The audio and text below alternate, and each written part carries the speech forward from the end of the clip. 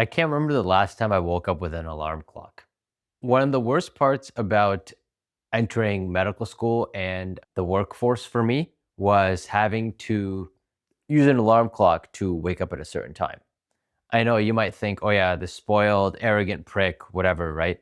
In college, I always made sure that my classes started at noon or after. I've always been an evening night person.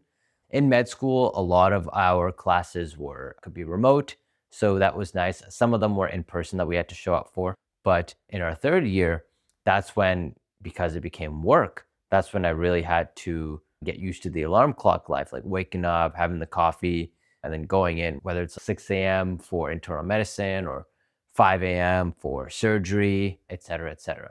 And I've always just, it just didn't sit right with me. I'm someone who I really need my sleep, and I knew that I could never be a surgeon or something like that because I like to sleep 8 to 9 hours per night, wake up, feel refreshed. I really don't function well on 4 to 5 hours of sleep perpetually.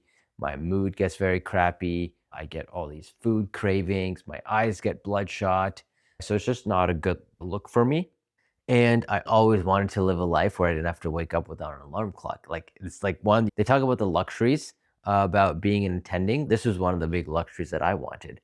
And then I fast forward to becoming an attending. And so I was working my concierge private practice. And so there I had some flexibility, which was nice because I said, okay, I want to start seeing my first patient at 10:30.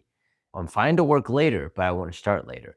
So then I naturally got in the routine where I would sleep at 12 and then wake up at 9 and then ride the subway over to work just in time to see my first patient at 10:30.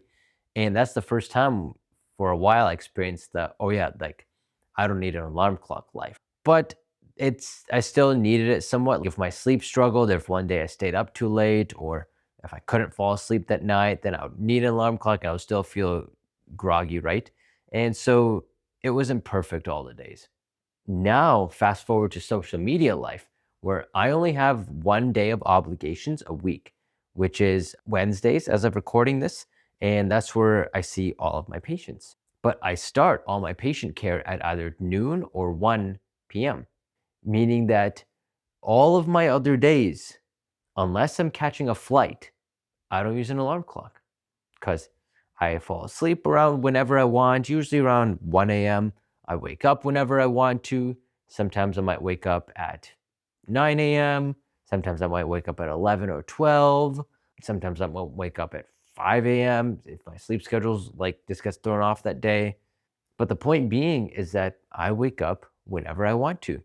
And that honestly is it's like such a little thing, but it's the biggest luxury that I've experienced since this post attending social media doctor life is not waking up with an alarm clock. Like it sounds so trivial to think of, right? Like when people think of, oh yeah, I'm going to be an attending, they think of, oh, the freedom to spend whatever money I want to, or go on these nice trips, or buy myself nice stuff, right? I'll buy a car or an apartment or a bag, whatever it is, a watch.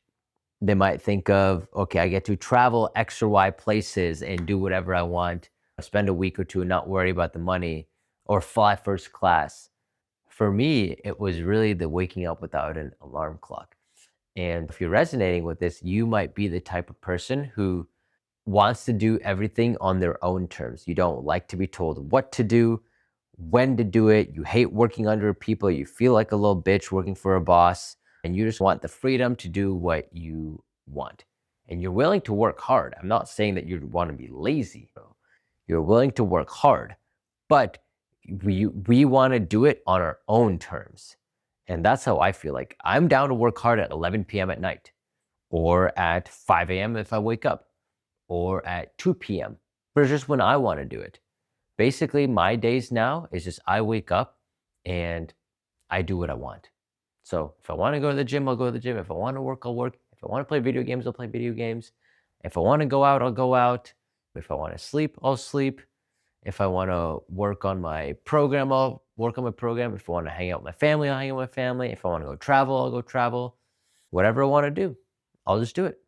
If like next month, right? My sister's moving to Atlanta, and so she's going to be house shopping, and so she's like, hey, like why don't we get all the cousins together and make a trip out of it? And I'm like, okay. And everyone else is figuring out, okay, how are they going to get off work? My one cousin has a restaurant and he's, yeah, I'll get off.